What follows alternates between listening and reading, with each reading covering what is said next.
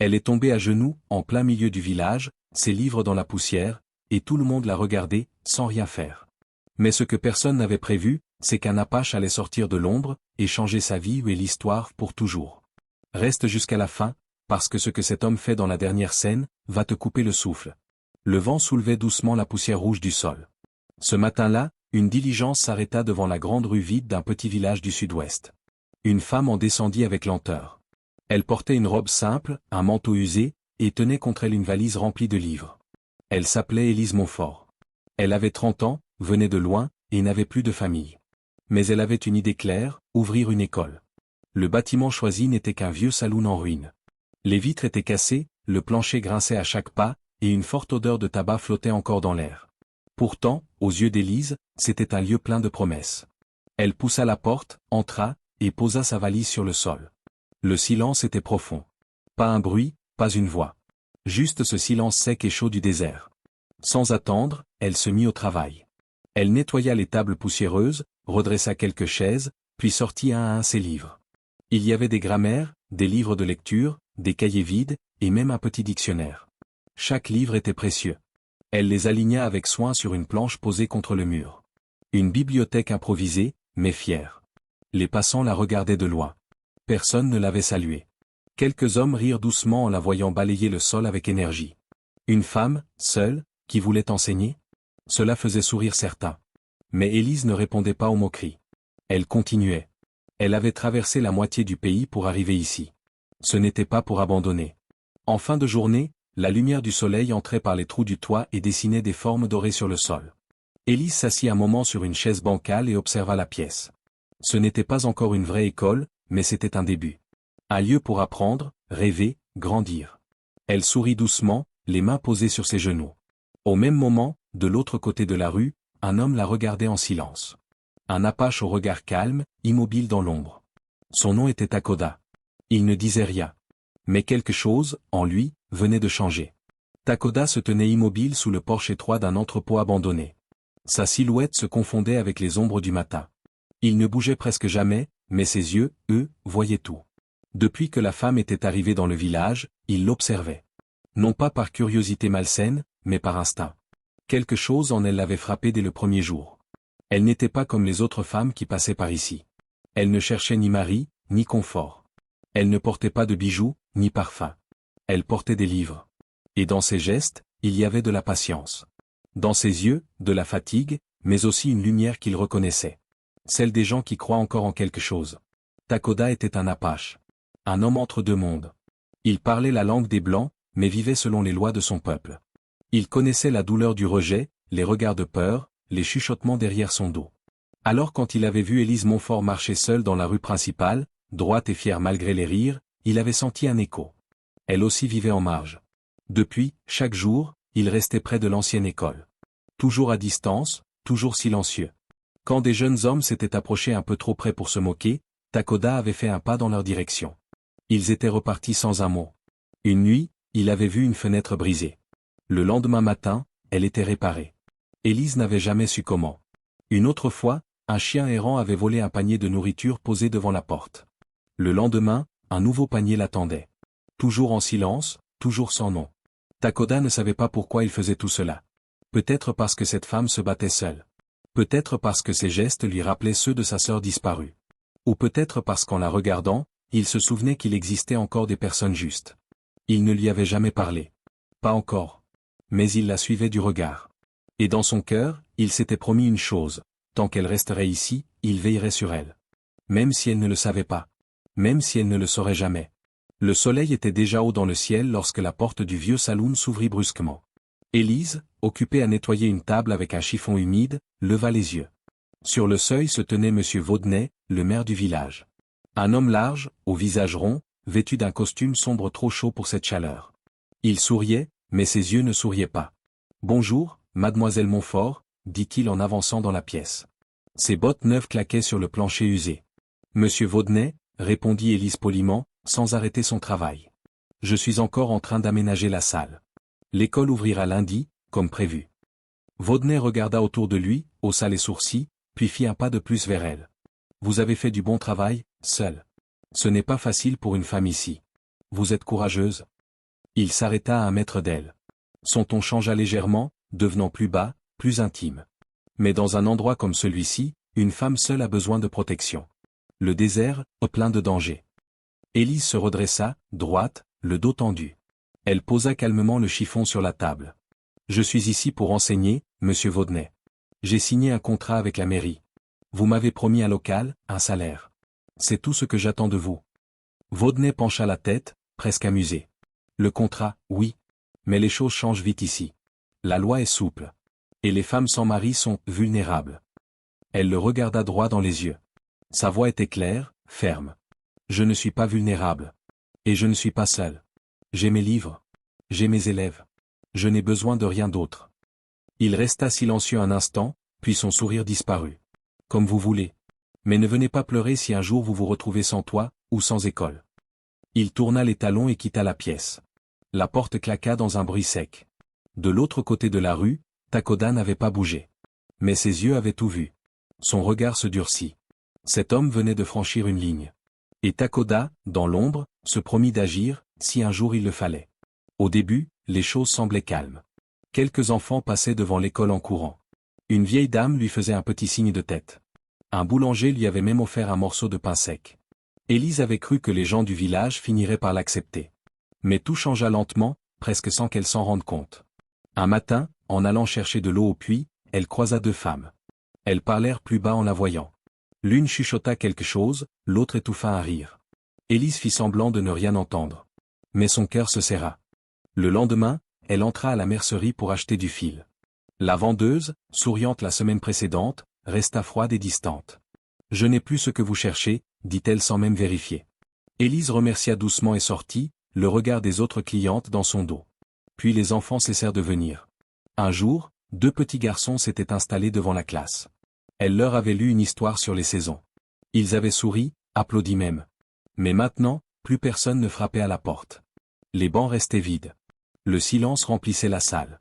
Les rumeurs s'étaient installées comme une mauvaise herbe. Une femme seule. Une femme avec un peu d'argent. Sans mari. Sans famille. On disait qu'elle avait été chassée d'ailleurs. On disait qu'elle était trop proche des Indiens. On disait qu'elle n'était pas comme il faut. Élise sentait ces mots flotter autour d'elle, comme une poussière invisible. Elle les lisait dans les regards. Dans les silences. Dans les visages détournés. Un soir, elle rentra à sa chambre, plus fatiguée que d'habitude. En posant ses affaires, elle se regarda dans le petit miroir fendu au mur. Elle vit des cernes, une expression dure qu'elle ne se connaissait pas. Mais elle se força à sourire. « Je suis ici pour enseigner », murmura-t-elle. Même si personne ne voulait écouter. Même si la haine grandissait. De l'autre côté du village, Takoda observait encore. Il voyait les regards. Il entendait les murmures. Il savait ce qui arrivait. Mais il savait aussi que la femme n'allait pas fuir. Elle tenait. Seule, droite. Plus forte que tous les mots. Le matin était chaud et silencieux. Le ciel était clair, sans un seul nuage. Élise avançait dans la rue principale, son panier à la main. Elle avait préparé un nouveau cours sur les animaux et espérait, malgré tout, que 2 ou 3 enfants viendraient ce jour-là. Mais quand elle arriva devant l'école, elle s'arrêta net. La porte en bois était fermée par une grosse chaîne rouillée. Un cadenas brillant y pendait. Et sur la porte, un papier était cloué. Un mot, écrit à l'encre noire.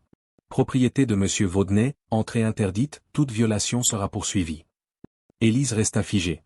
Elle lut les mots plusieurs fois, sans y croire. Ses mains tremblaient. Elle tenta de secouer la porte, doucement, puis plus fort.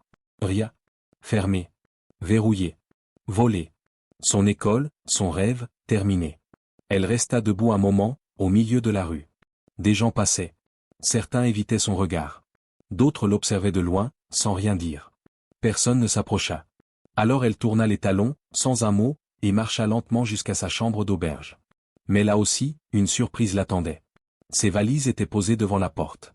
Ses vêtements dépassaient d'un sac mal fermé. Son petit coussin était au sol, sale. La porte était fermée. Une voix lointaine cria depuis l'intérieur, « Mademoiselle Montfort, ce lieu est pour les femmes respectables. Vous devez partir. » Aucune explication. Aucun adieu. Juste le rejet. Elle ramassa ses affaires sans bruit. Personne ne l'aida. Elle marcha jusqu'au banc en pierre près de la fontaine. Là, elle s'assit. Son panier toujours à la main. Ses livres serrés contre elle. Le monde entier semblait l'avoir laissé tomber. Les heures passèrent. La lumière devint plus faible. Le vent soufflait un peu plus fort. Elle avait perdu son école, son toit, sa dignité. Mais elle n'avait pas pleuré. Pas encore. Ce qu'elle ignorait, c'est qu'au bout de la rue, à l'abri derrière un vieux mur de pierre, Takoda l'avait vu. Il avait vu la chaîne. Il avait vu les valises. Et il avait vu le vide dans ses yeux. Et cette fois, il ne resterait peut-être pas dans l'ombre. La fin d'après-midi baignait le village dans une lumière orangée. Le vent soulevait doucement la poussière sèche du sol. Élise avançait lentement sur le trottoir en bois, les bras chargés de ses livres. Elle portait tout ce qui lui restait. Une dizaine de volumes, serrés contre sa poitrine. Ses doigts étaient crispés. Son regard fixé devant elle. Elle ne savait pas où aller, mais elle marchait. Elle voulait juste s'éloigner. Son sac lui faisait mal à l'épaule. Ses pas étaient lourds. Mais elle tenait bon. Jusqu'au moment où un craquement sec brisa le silence. Sa chaussure, usée par des semaines de marche, cassa net. Le talon se détacha. Son pied glissa. Et soudain, elle perdit l'équilibre. Dans un geste désespéré pour protéger ses livres, elle tenta de rester debout. Mais c'était trop tard. Elle tomba en avant, le genou heurtant le bois dur du trottoir. Les livres volèrent dans les airs, se dispersant autour d'elle comme des feuilles mortes. Certains tombèrent dans la poussière, d'autres roulèrent jusqu'au bord de la rue. Une douleur vive monta dans sa jambe. Elle essaya de se relever, mais son genou ne répondait plus. Sa respiration s'accéléra. Ses mains étaient sales, écorchées. Son cœur battait fort. Et ses yeux restaient secs. Autour d'elle, la vie continuait. Un homme s'arrêta quelques secondes, regarda la scène, puis repartit. Une femme, plus loin, ferma ses rideaux sans un mot. Deux enfants rirent doucement en passant, avant de s'éloigner en courant. Personne ne vint l'aider. Personne ne lui parla. Personne ne s'agenouilla à ses côtés. Élise resta là, à genoux, le dos courbé, entourée de ses livres tachés de poussière. Elle leva les yeux, lentement. Elle vit le ciel, sans nuages. Elle entendit les bruits du village, et le silence cruel des gens. Et alors, elle pleura. Pas des larmes discrètes. Des sanglots profonds, lourds, venus du ventre.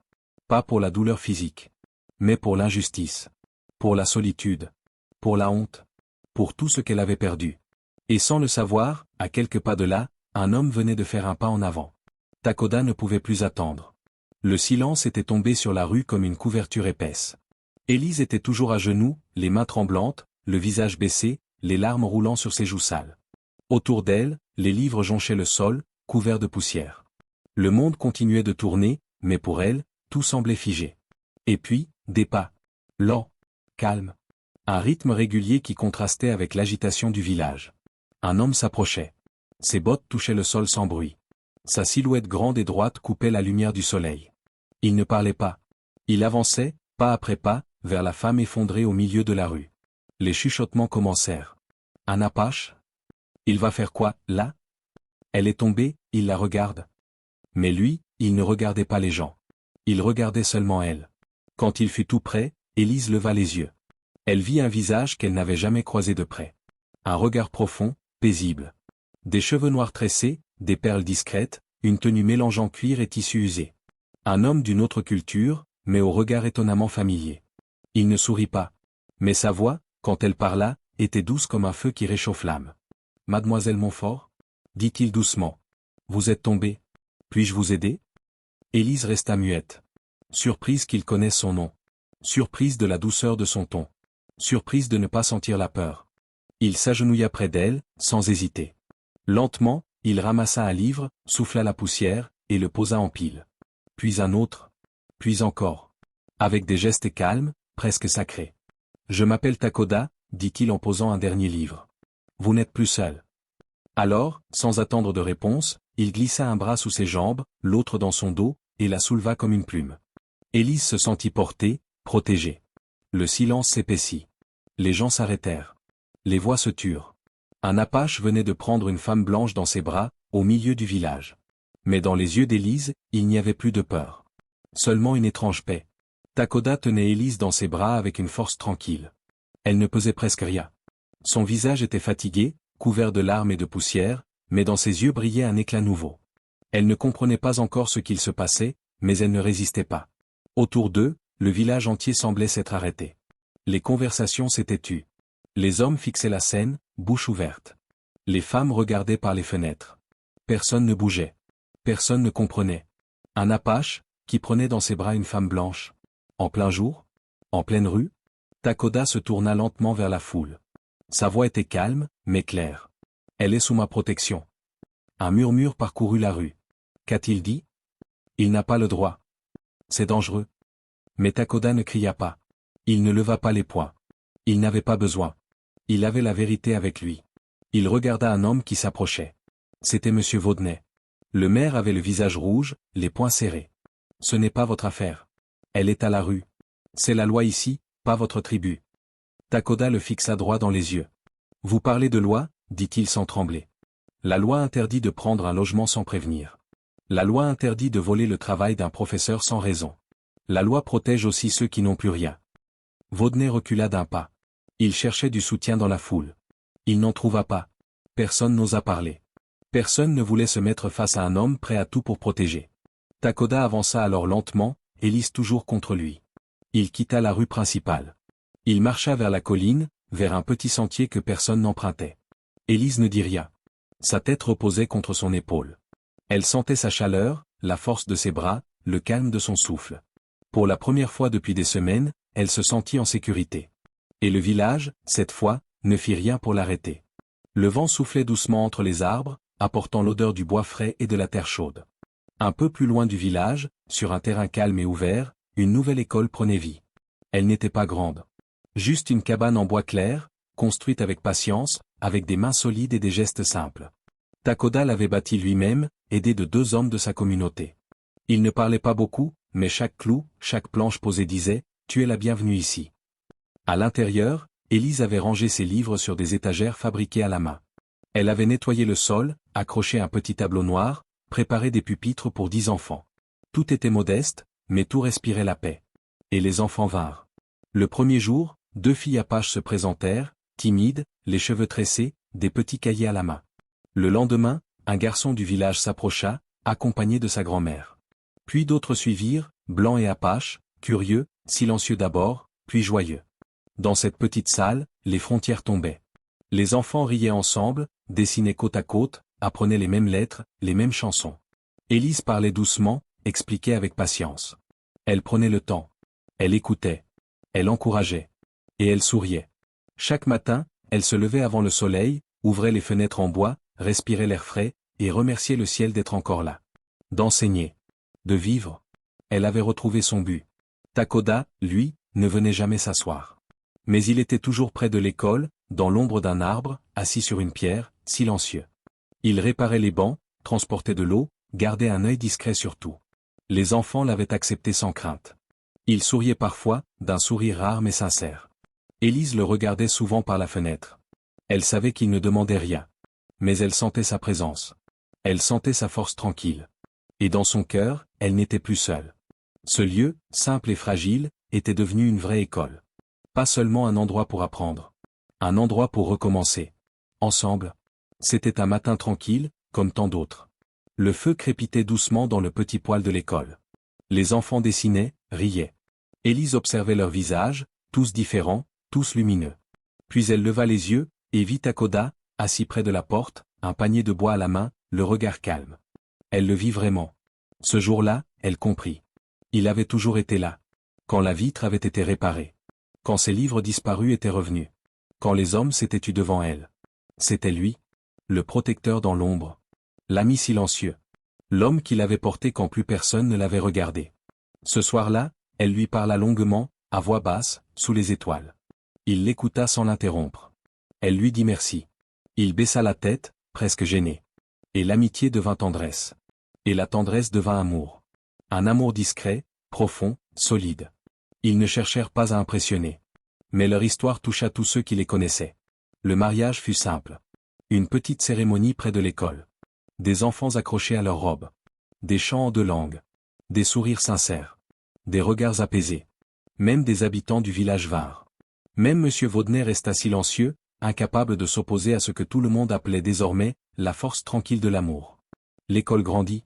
D'autres enseignants vinrent apprendre auprès d'Élise. On l'écoutait parler de respect, de courage, d'unité. Elle avait créé plus qu'une salle de classe. Elle avait bâti un symbole. Et Takoda? Il était toujours là. Présent, fidèle, à ses côtés. Il n'avait jamais voulu changer le monde. Mais en protégeant une femme seule, il avait changé le leur. Si cette histoire vous a touché, même un peu, partagez-la avec quelqu'un qui croit encore que la paix peut naître d'un simple geste. Qu'un regard doux peut être plus fort que 100 paroles. Et qu'une main tendue peut, parfois, réécrire une vie entière. Merci d'avoir écouté cette histoire. Si cette histoire vous a touché, laissez un commentaire pour nous dire ce qui vous a le plus ému. Un simple merci ou une pensée personnelle peut tout changer. Avez-vous déjà connu quelqu'un comme Takoda? Ou une femme aussi courageuse qu'Élise? Racontez-le nous. Et si vous croyez, vous aussi, que des histoires comme celle-ci méritent d'être entendues, abonnez-vous, cliquez sur j'aime et partagez cette vidéo avec ceux qui ont encore foi en l'humanité.